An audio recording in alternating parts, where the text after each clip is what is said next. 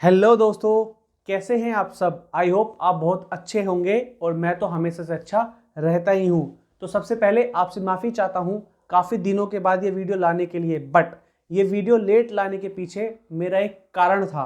कारण क्या था, मैंने आपको पिछली वीडियोज़ में बताया था और अपने टेलीग्राम चैनल के माध्यम से भी आपको इन्फॉर्म किया था कि मैं 3 फरवरी को एक बुक लॉन्च करने वाला था, AFM की 5 चैप्टर्स थ्योरी बुक। बट वो डिले हो गई क्योंकि उसमें कुछ अपडेशन बाकी थे, जो अपडेशन पूरे करने के बाद 21 फरवरी 2025 को मैंने वो बुक लॉन्च कर दी और आप सभी के पास मेरे टेलीग्राम चैनल AC और CA में अवेलेबल है। आई होप आप सभी ने वो बुक डाउनलोड जरूर कर ली होगी और मुझे लगता है कि वो बुक आपको काफ़ी पसंद आई होगी। तो आज की जो वीडियो का मेरा टॉपिक है वो उस बुक के बारे में थोड़ा सा मैं आपको बताना चाहता हूँ, प्लस मैंने AFM की एक सीरीज स्टार्ट करने के लिए सोचा है जिसका नाम है advance financial management concept bytes. Small small topics के ऊपर जो कंसेप्ट बाइट्स हैं वो मैं आपको देना चाहता हूं, क्योंकि मुझे लगता है कि एडवांस फाइनेंशियल मैनेजमेंट में कुछ टॉपिक ऐसे हैं जहां पर बच्चों को बहुत सारी चीजें समझ नहीं आती। जैसा आप अपने स्क्रीन पर पीछे देख रहे हैं ना, मैंने लिखा हुआ है फॉरेक्स में cross currency. Cross currency forex में एक ऐसा टॉपिक है जो काफी सारे बच्चों को समझ नहीं आता है, लेकिन मैंने एक आपके पास एक ऐसी मैजिक टेबल बना दी है आपके लिए।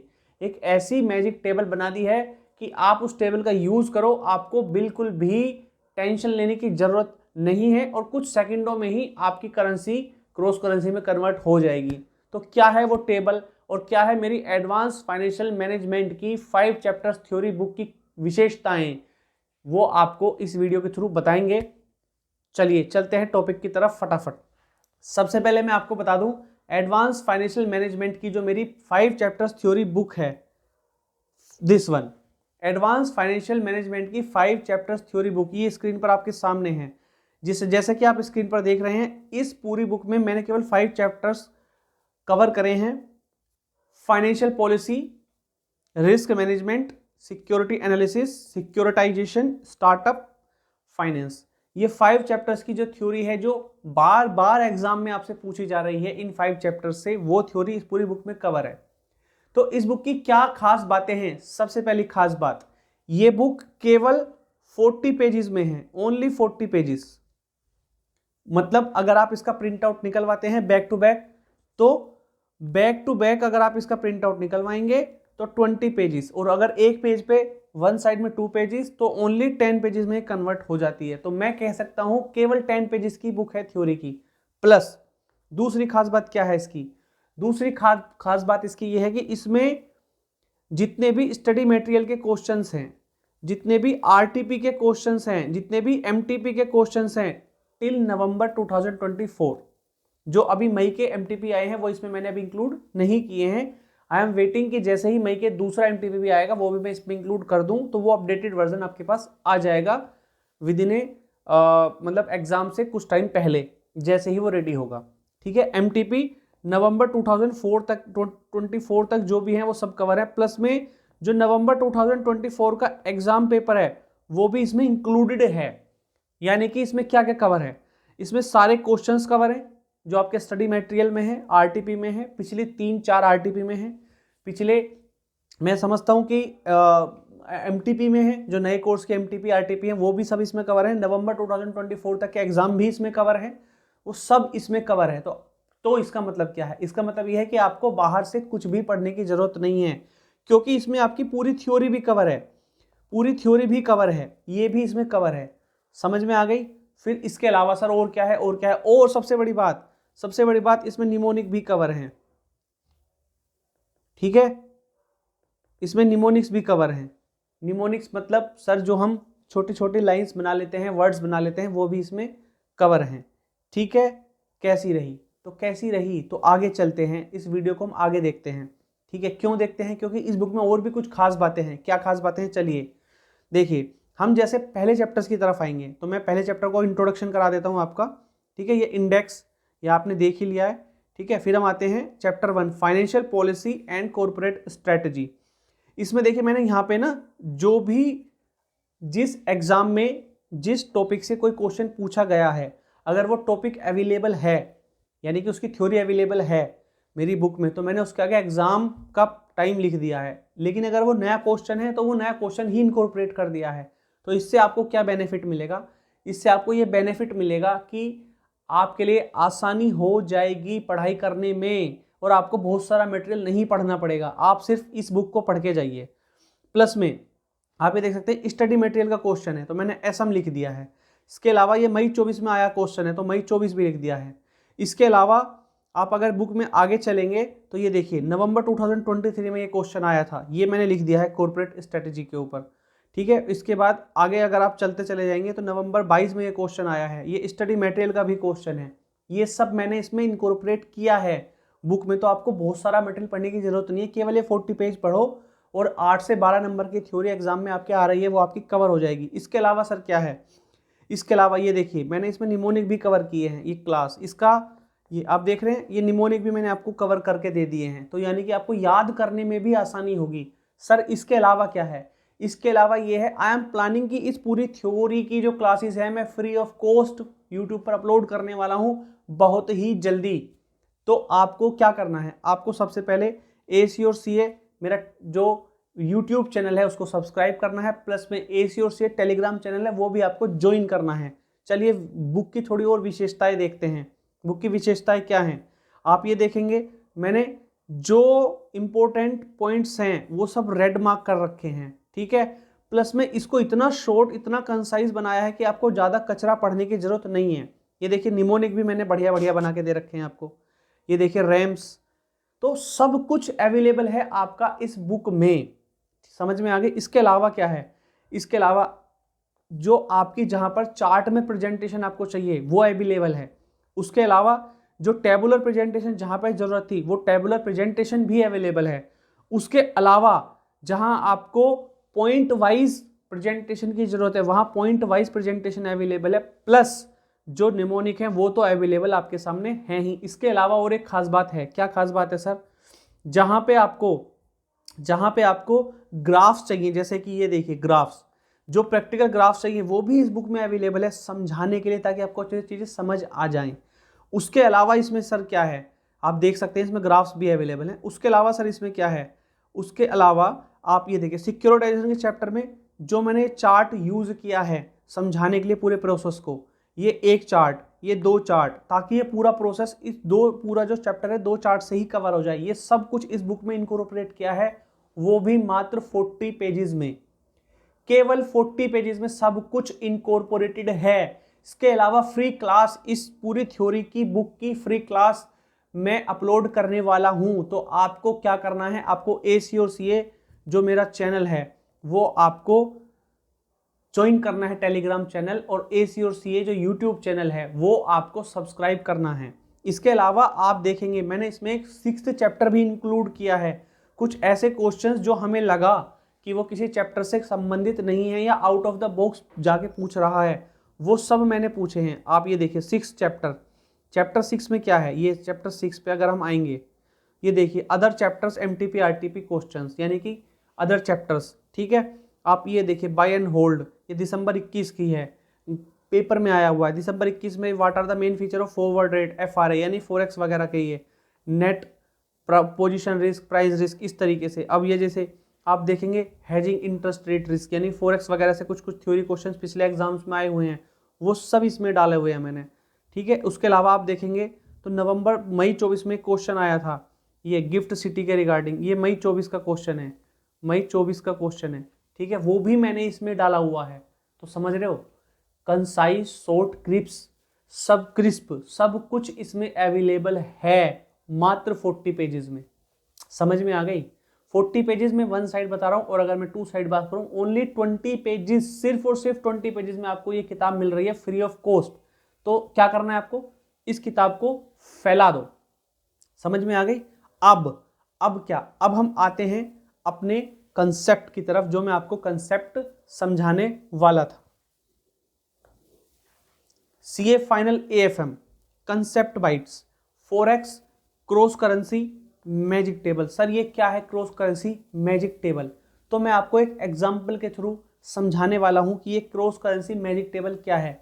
अगर आपको ये एग्जाम्पल समझ आए और क्रॉस करेंसी का लफड़ा आपके दिमाग से खत्म हो जाए, जो कन्फ्यूजन है वो खत्म हो जाए और आपको क्रॉस करेंसी का कंसेप्ट समझ आ जाए, तो प्लीज़ इस वीडियो को जरूर लाइक करना और चैनल को सब्सक्राइब करना, क्योंकि ऐसी कंसेप्ट बाइट वीडियो आपके लिए मैं पेश करता रहूँगा और आपके एग्जाम से पहले मैं कोशिश करूँगा कि आपके बहुत सारे कंसेप्ट आपको क्लियर करा के भेजूँ, ताकि जब आप एग्जाम में जाएं तो आप वहाँ पर कॉन्फिडेंट महसूस करें।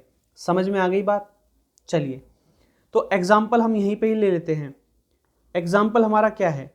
एग्जाम्पल हम ले लेते हैं, सपोज $1 इज इक्वल टू ₹48 दिया हुआ है, ठीक है, और यूरो 1 इज इक्वल टू $1.5 1.5 दिया हुआ है। तो ये अब हमें यूरो से रुपीस पे जाना है, यानी कि यूरो से रुपीस निकालना है, ये हमें नहीं पता। तो हम क्या करेंगे? हम बनाएंगे मेरी मैजिक टेबल। लेकिन मेरी मैजिक टेबल समझने से पहले मैं आपको एक बेसिक कंसेप्ट समझा देता हूँ। बेसिक कंसेप्ट क्या है? हम यहाँ बनाएंगे मैजिक टेबल, ठीक है। इससे पहले आपको बेसिक कंसेप्ट बताता हूँ। मैजिक टेबल से पहले बेसिक कंसेप्ट क्या है? तो बेसिक कंसेप्ट ये है, बेसिक कंसेप्ट, अगर 2x is equal to 3y है, ये सभी ने पढ़ा है, 10th क्लास तक मैथ में समझता हूँ सबके पास रही होगी। तो x बराबर मैं लिख सकता हूँ 3y/2। एम आई राइट? कोई गलत तो नहीं लिख रहा? या मैं लिख सकता हूँ y बराबर 2x/3, ये भी ठीक है। कोई मैं गलत बात तो नहीं कह रहा? बिल्कुल नहीं, सही बात कह रहे हो सर। इस y का मतलब क्या है यहाँ पे? 1y। इस x का मतलब क्या है यहाँ पे? 1x। या मैं ये कह सकता हूं कि अगर दो आम बराबर हैं दो केले के, दो आम बराबर के, दो नहीं 3 केले के ले लेते हैं, दो आम बराबर है 3 केले के, तो मैं लिख सकता हूं एक आम बराबर होगा कितने केले के? 3/2 केले के। ये मैं लिख सकता हूं, यही सर, बिल्कुल लिख सकते हैं सर। या मैं लिख सकता हूं एक केला बराबर कितने का होगा?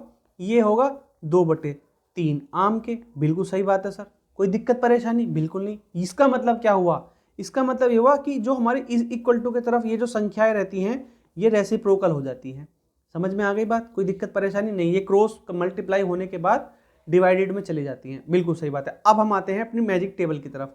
तो मैजिक टेबल में आपको सिर्फ इतना सा काम करना है। देखो, चाहे एक करेंसी दी हो, चाहे 2 करेंसी दी हो, चाहे 3 करेंसी दी हो, चाहे 4, चाहे 5, चाहे 50 करेंसी दी हो, आपको सिर्फ और सिर्फ मैजिक टेबल लगानी है। इस टेबल का नाम है अवीज मैजिक टेबल। समझ में आई? अवीज मैजिक टेबल। आप इसको आज से ऐसे ही बुलाओगे। ये कंसेप्ट मैंने, ये मैजिक टेबल खुद बनाई है, ये खुद का कंसेप्ट है, तो इसीलिए हो सकता है बहुत सारे लोग इसे कॉपीराइट कराएं या इसकी कॉपी कर लें या कुछ भी कर लें, वो उनकी मर्जी है, बट वो कॉपी कैट ही कहलाएंगे अगर इसे कोई कॉपी करेगा तो। But it is my invention only. करना क्या है तुम्हें? तो यहाँ पे लिखना है सबसे पहले रो साइड में $1। हमारे पास $1 और रुपी दे रखा है। उसके बाद लिखना है 1 रुपी। उसके बाद हमें दे रखा है यूरो एंड डॉलर। फिर हमें तीसरी करेंसी दे रखी है यूरो, ठीक है। तो ये हमें रो साइड में लिख लेना 1।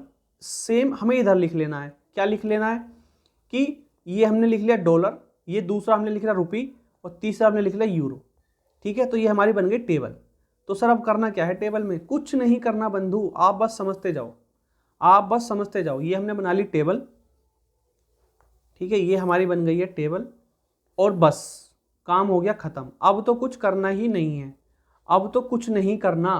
कुछ नहीं करना मतलब देखो, हमें गिवन है $1 is equal to 48, value put कर दो ₹48। हम यहाँ दूसरा पेन यूज करेंगे, ठीक है, हम दूसरा पेन यूज कर लेते हैं। 48, $1 इज इक्वल टू कितने रुपए? 48। $1 इज इक्वल टू कितने डॉलर? $1, तो इसको डैश मार सकते हैं। दूसरा दे रखा है 1 यूरो इज इक्वल टू $1.5, तो यानी कि यूरो इज इक्वल टू $1.5 हमें दे रखा है। आप देखोगे यूरो में $1.5 दिया हुआ है हमें, तो ठीक है। $1.5 बहुत सिंपल है। यूरो में यूरो कितने? कुछ भी नहीं दे रखा। रुपी में रुपी का कोई मतलब नहीं निकालने का। तो अब क्या करना है सर? कुछ नहीं करना है यार, बहुत ज्यादा सिंपल है। क्यों? मैंने अभी बताया आपको, जस्ट अभी बोला था, आपको रेसिप्रोकल करना है। रेसिप्रोकल क्या करना है? ये देखो, अगर आप देखोगे तो मैंने बोला $1 में 48 रुपीज़ हैं। जी सर, तो $1 में कितने, 1/48। अरे बहुत सिंपल हो गया है, तो वही तो, बहुत ज़्यादा सिंपल हो गया, खत्म हो गया। अब €1 में $1.5 है, €1 में $1.5 है। समझ में आ गया? €1 में, ये देखो आप यहाँ देखोगे €1 इजिकल टू $1.5। तो कितने यूरो होंगे $1 में? सिंपल, रिवर्स कर दो इसका, 1 डिवाइड बाई, दूसरा पेन यूज कर लेता हूँ यहाँ पे, 1 डिवाइड बाई 1.5, और यहाँ पे भी दूसरा पेन यूज कर लेता हूँ मैं, ठीक है, 1 डिवाइड बाई 48। अरे ये तो बहुत सिंपल हो गया। अब हमारे पास क्या बचा? अब हमारे पास यूरो रुपी का कनेक्शन बचा, बस केवल यूरो रुपी का कनेक्शन बचा। तो अब क्या करना है? अब ये देखो कितना ज़्यादा सिंपल है, कितना ज़्यादा सिंपल है, ये देखते रहिए बंधु। ₹1 इजिकल टू 1/48 है, ये आ गया हमारे पास। और $1 में कितने यूरो हैं? $1 में कितने यूरो हैं? आप ये देखिए, $1 में कितने यूरो हैं? 1/1.5। तो हम रुपये में डॉलर निकाल सकते हैं, रुपये में यूरो निकाल सकते हैं। जी सर, रुपये में यूरो बिल्कुल निकाल सकते हैं। कैसे निकालेंगे? आइए, बिल्कुल आइए, दूसरा पेन यूज़ कर लेते हैं। यहाँ पे हम निकाल सकते हैं 1/48, ये हमारे क्या आ गए? ये हमारे डॉलर आ गए, ठीक है। इतने डॉलर हैं, कितने इसमें यूरो हैं? मल्टीप्लाई बाय यूरो कितने डॉलर में? 1/1.5। मल्टीप्लाई कर लो, इसकी वैल्यू आपकी पुट आ जाएगी। उसी तरीके से अगर हमें यूरो में निकालने हो तो क्या करेंगे? यूरो में निकालने हो तो सिंपल सी बात है, हमारे पास देखिए डॉलर की संख्या दे रखी है, $1.5 है एक यूरो में, तो $1.5 है। $1 में कितने रुपये? ये हमारे पास दे रखा है 48, तो 48 दे रखा है, ये मल्टीप्लाई कर लो, सिंपल आ गया। कितनी सिंपल सी बात है, हमारे पास निकल के आ गई वैल्यू। अगर मैं मल्टीप्लाई करूं 1.5 इंटू 48, तो ये हमारे आ गए 72 रुपीज़। यहाँ पे 72 आ गया, और इसकी वैल्यू अगर मैं निकालूंगा तो 1/72 आ जाएगा। अरे वाह, वाह भाई वाह, आपको कुछ दिमाग लगाना ही नहीं पड़ा। एक और एग्जांपल ले लेते हैं। अब मैं ये कहानी दोबारा से नहीं बताऊंगा, अब मैं सिर्फ टेबल पे जाऊंगा, ठीक है। एग्जांपल ले लेते हैं, दूसरा example, example number 2। Example number 2 में हम क्या ले लेते हैं? इस बार हम ले लेते हैं कि ₹1 is equal to 3 Pakistan rupee. Sir Pakistan rupee क्यों ले लिया? मेरी मर्जी, पाकिस्तान रुपी ले लिया मैंने, क्या दिक्कत है? हम कह लेते हैं $1 इज इक्वल टू 80 रुपी, ठीक है। ये हमें दो चीज़ हमें दे दी।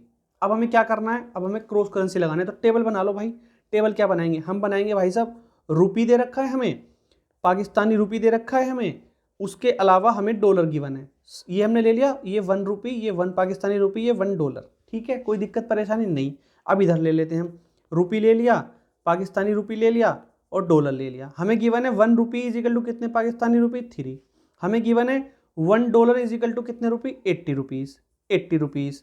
ये दो चीज़ तो हमें गिवन है ही, तो हम इनको तो सिंपल कर सकते हैं। 1 पाकिस्तानी रुपी को अगर हम निकालना चाहे तो कैसे निकालेंगे?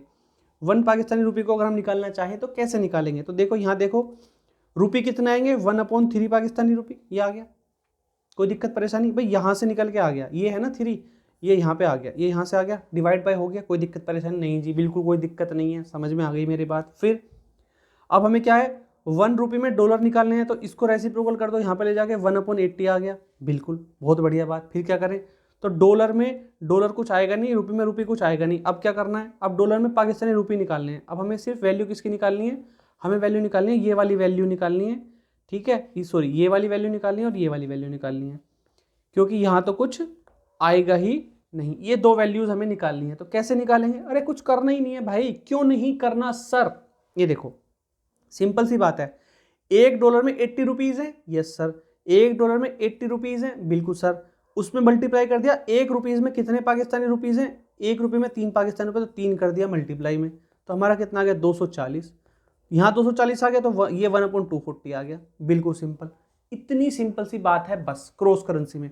अगर आपके पास ये टेबल अवेलेबल है, आप ये टेबल बना लोगे, कितना बड़े से बड़ा क्वेश्चन हो, आपके पास सब कुछ अवेलेबल रहेगा। समझ में आ गई मेरी बात दोस्तों? तो ये छोटा सा कॉन्सेप्ट था, ये एक छोटा सा कंसेप्ट था। मुझे लगता है आपको इस टेबल बनाने में 1 मिनट भी नहीं लगना, और इसके चक्कर में आपका पूरा 4S का क्वेश्चन गलत हो जाता है। तो आप फेमस कर दो इस वीडियो को, चला दो अवीज मैजिक टेबल के नाम से। समझ में आ गई? मैंने आपको AFM की थ्योरी बुक बना के दे दी है, AFM के कॉन्सेप्ट की शुरुआत मैंने आपके लिए कर दी है, स्मॉल कॉन्सेप्ट आपको बना के दे दिया है फॉरेक्स में क्रॉस करेंसी का, और मुझे लगता है कि आप मेरे साथ बने रहेंगे और इस वीडियो को शेयर करेंगे तमाम दोस्तों में। पेपर आपके नज़दीक हैं, मैं आपके लिए गाइडेंस और प्लस जो अभी ये मैंने कंसेप्ट बाइट्स वाली कंसेप्ट लाया हूँ वो आपके लिए लेकर आता रहूँगा। इसके अलावा मैं कोशिश करूँगा कि वीकेंड में आप सबसे लाइव जूम बात कर सकूँ, यानी कि जूम पर लाइव बात कर सकूँ, आपके डाउट्स क्लियर कर सकूँ। उसके लिए ज़रूरी ये है कि आप सब मेरे जो यूट्यूब फैमिली है उसको इतना बड़ा बनाएं, इतना बड़ा बनाएं कि मेरे अंदर मोटिवेशन आए कि मैं आपसे हर वीक लाइव जूम पर बात कर सकूं। तो दोस्तों आज की वीडियो में बस इतना ही। इसके बाद क्या, इसके बाद कुछ नहीं। इसके बाद आपको क्या करना है, इसके बाद आपको ये देखो, इसके बाद आपको सब्सक्राइब करना है यूट्यूब चैनल AC और CA, ज्वाइन करना है मेरा टेलीग्राम चैनल AC और CA, जिसके लिंक वीडियो के डिस्क्रिप्शन में डाला हुआ है। इसके अलावा फॉलो कर लो मेरे को लिंक्डइन पे, जिसका लिंक मैंने यहाँ डाला हुआ है, प्लस में यूट्यूब के जो वीडियो है इस वीडियो के डिस्क्रिप्शन में भी इसका लिंक डाल दूंगा। तो दोस्तों आज की वीडियो में बस इतना ही। और हाँ एक बात और, ये जो PDF है, ये वाली जो PDF है, इस PDF को भी मैं टेलीग्राम चैनल में अपलोड कर दूंगा। तो दोस्तों आज की वीडियो में बस इतना ही, मिलते हैं अगली वीडियो में। धन्यवाद।